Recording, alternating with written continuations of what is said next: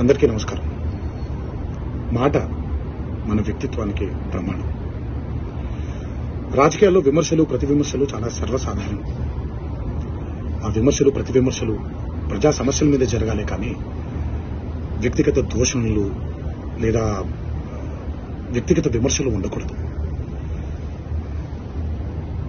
నిన్న అసెంబ్లీలో జరిగినటువంటి ఒక సంఘటన నా మనసును కలిచివేసింది.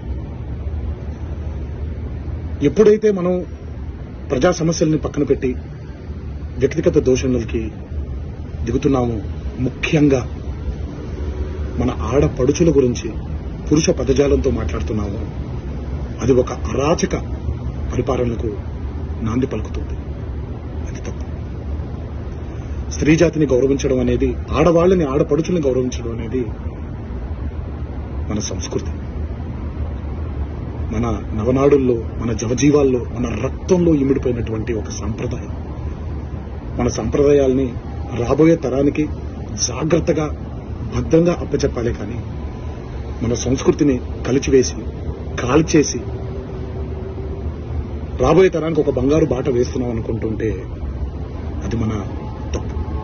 అది మనం చేసే చాలా పెద్ద తప్పు. ఈ మాటలు నేను ఇలాంటి ఒక వ్యక్తిగత దోషణకి గురైనటువంటి ఒక కుటుంబానికి చెందిన సభ్యుడిగా మాట్లాడట్లేదు. ఈ మాటలు నేను ఒక కొడుకుగా, ఒక భర్తగా, ఒక తండ్రిగా, ఈ దేశానికి ఒక పౌరుడిగా, సాటి తెలుగువాడిగా మాట్లాడుతున్నాను. రాజకీయ నాయకులందరికీ ఒకటే విన్నపం: దయచేసి ఈ అరాచక సంస్కృతిని ఇక్కడితో ఆపేయండి. ప్రజా సమస్యల మీద పోరాడండి. రాబోయే తరానికి బంగారు బాట వేసేలాగా మన నడవడిక ఉండేలాగా జాగ్రత్త పడండి. ఇది నా విన్నపం మాత్రమే.